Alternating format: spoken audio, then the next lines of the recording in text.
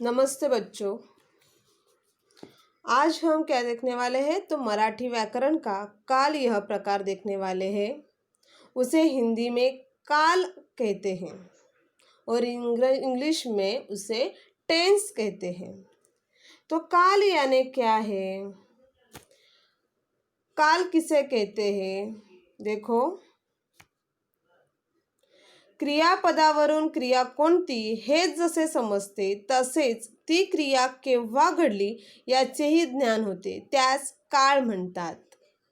यानी कि वाक्य में क्रियापद से हमें पता चलता है कि कौन सी क्रिया हो रही है, वैसे ही क्रियापद से हमें काल यानी समय का भी पता चलता है, उसे ही कहते हैं काल। अब काल के प्रकार है, मुख्य प्रकार है, वो कौन कौन से हैं? तो देखो, वर्तमान काल प्रेजेंट टेंस, दूसरा है भूतकाल पास्ट टेंस, तीसरा है भविष्यकाल फ्यूचर टेंस। अभी इनके उदाहरणों से हम देखेंगे कि काल किस तरीके से हमें पहचानना है। तो देखो, पहला उसका उदाहरण देखेंगे। पहला उदाहरण है रमेश काकड़ी खातो।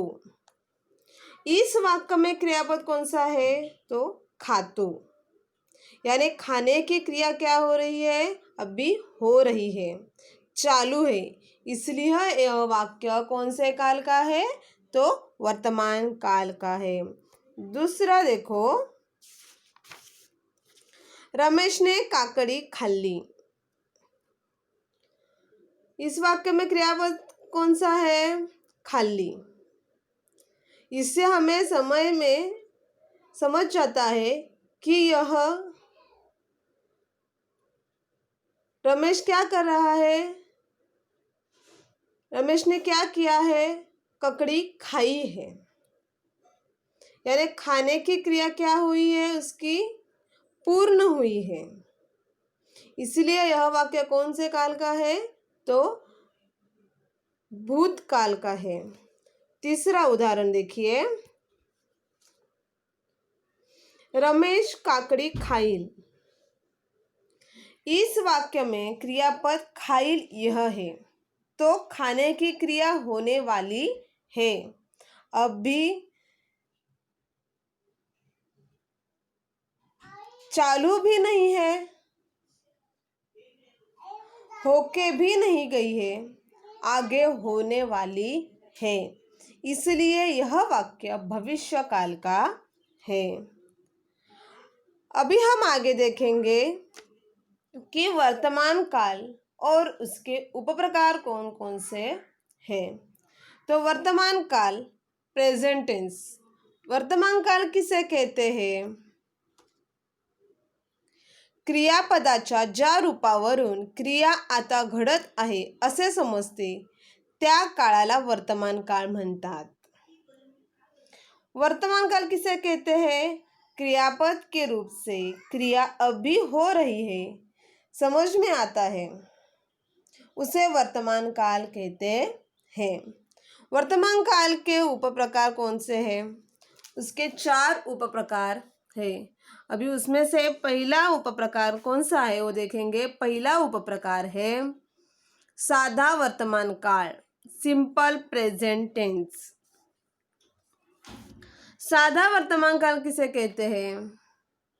या काळावरून क्रिया वर्तमान काळात घडते हे कळते, म्हणून त्या काळास साधा वर्तमान काल असे म्हणतात।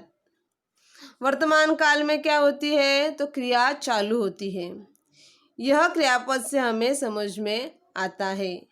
उस काल को कौन सा काल कहते हैं तो साधा वर्तमान काल। अभी उसके उदाहरण देखो। पहला उदाहरण है राम बागेत जातो। क्रियापद कौन सा है? जातो, यानी जाने की क्रिया हो रही है। अभी दूसरा उदाहरण देखो, मनोज अभ्यास करतो। मनोज अभ्यास करतो इस वाक्य में क्रियापद कौन सा है? करतो। इससे समझ आता है कि पढ़ाई अभी चालू है। तीसरा उदाहरण देखो, सीता पुस्तक वाचते। वाचते क्या है? क्रियापद। तो किताब पढ़ने की क्रिया अभी चालू है, हो रही है। इन वाक्यों से हमें क्रिया वर्तमान काल में हो रही है यह समझ में आता है। इसलिए यह काल साधा वर्तमान काल है। और दूसरी बात यह है कि साधा वर्तमान काल में क्रियापद सिर्फ एक ही होता है। अभी हम उसका वर्तमान काल का दूसरा उपप्रकार देखेंगे, वह है चालू अथवा पूर्ण वर्तमान काल, प्रेजेंट प्रोग्रेसिव टेंस। अपूर्ण वर्तमान काल किसे कहते हैं? देखो, जेव्हा वाक्यातील क्रियापदाच्या रूपावरून क्रिया वर्तमानामध्ये चालू किंवा सुरू असल्याचा बोध होतो तेव्हा वाक्याचा काळ अपूर्ण वर्तमान काळ असतो। तो क्रियापद से हमें पता चलता है कि क्रिया वर्तमान काल में हो रही है पर पूर्ण नहीं हुई है, वो बाकी है।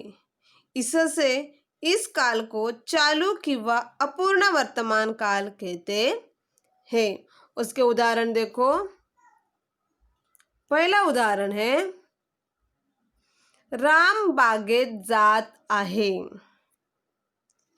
इस वाक्य में आहे यह क्रियापद हमें सूचित करता है कि काल वर्तमान काल है पर क्रिया अभी भी चालू है। दूसरा उदाहरण देखो, मनोज अभ्यास करत आहे,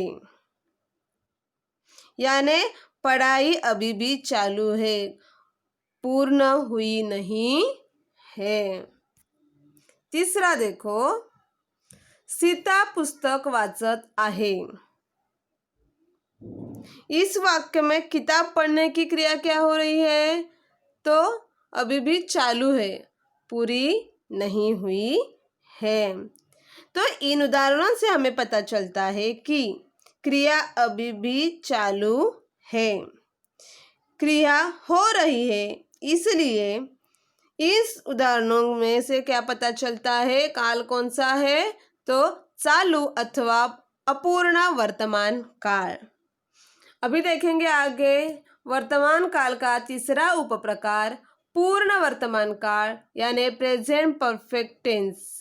प्रेजेंट परफेक्ट टेंस किसे कहते हैं? देखो, जेव्हा क्रिया ही वर्तमान काळातील असून ती नुकतीच पूर्ण झालेली असेल तेव्हा वाक्याचा काळ पूर्ण वर्तमान काळ असतो। यानी क्या है? जो भी क्रिया चालू है वो अभी ही समाप्त हो गई है, इस काल को पूर्ण वर्तमान काल कहते हैं। तो पूर्ण वर्तमान काल किसे कहते हैं वो उदाहरणों से देखेंगे। पहला उदाहरण है, देखो,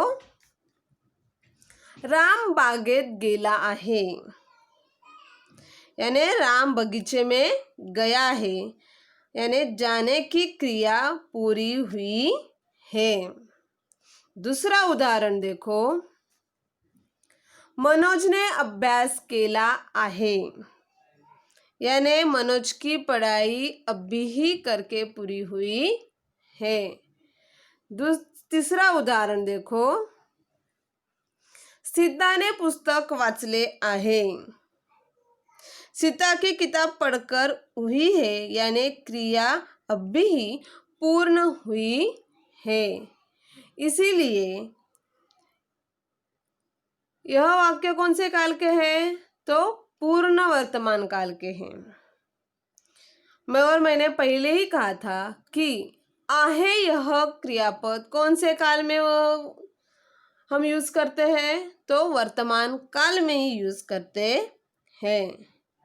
और आहे यहाँ से हमें किसकी जानकारी मिलती है? तो काल वर्तमान काल ही चालू है, यानी क्रिया खत्म हुई नहीं है। इसलिए यह वाक्य कौन से काल के हैं? तो पूर्ण वर्तमान काल के हैं। अभी वर्तमान काल का लास्ट वाला उपप्रकार है रीति वर्तमान काल यानी present perfect continuous tense. Present perfect continuous tense से हमें थोड़ा सा पता चलता है कि यह क्या है, तो इसमें क्रिया बार बार होने वाली है। तो अभी देखेंगे रीति वर्तमान काल किसे कहते हैं। वर्तमान काळातील एखादी क्रिया सतत घडत असल्याची रीत दाखविली तर त्याला रीति वर्तमान काल असे म्हणतात। वर्तमान काल में होने वाली जो क्रिया है वह क्रिया बार बार दोबारा की जा रही है, उसे कौन सा काल कहते हैं, रीति वर्तमान काल, यानी बार बार वही क्रिया दोहराई जा रही है। इसमें से उदाहरण देखो। पहला उदाहरण है राम बागेत जात असतो। असतो यह क्रियापद है। ये क्रियापद क्या सूचित करता है, तो क्रिया बार बार हो रही है, यानी वो बार बार बगीचे में जाता है। दूसरा उदाहरण देखो, मनोज अभ्यास करत असतो। मनोज क्या कर रहा है, तो बार बार पढ़ाई कर रहा है, यानी जैसे ही समय मिलते जा रहा है वो पढ़ाई करते जा रहा है। जैसे हम एग्जाम्स जब भी पास आते हैं तो हम क्या करते हैं, बार बार पढ़ाई करते ही रहते हैं। तीसरा उदाहरण देखो, सीता पुस्तक वाचत असते, यानी क्या है कि पढ़ने की क्रिया कैसी होती है, हर बार होते ही रहती है। हम क्या करते हैं, तो किताबें अच्छी अच्छी किताबें जो होती है वो क्या करते हैं, हम पढ़ते रहते हैं। इसलिए वो क्या है कि पढ़ने की क्रिया हमारी क्या होती है कि कंटिन्यूसली चालू ही होती है। हमने किताब पढ़ना क्या नहीं किया है, बंद नहीं किया है। तो इन उदाहरणों से हमें क्या पता चलता है कि क्रिया बार बार होती है, इसलिए इस काल को कौन सा काल कहते हैं, रीति वर्तमान काल। और आज हमने क्या देखा है, तो काल किसे कहते हैं और काल के मुख्य 3 प्रकार देखे, और इन 3 कालों में से वर्तमान काल के उपप्रकार हमने आज देखे हैं। धन्यवाद।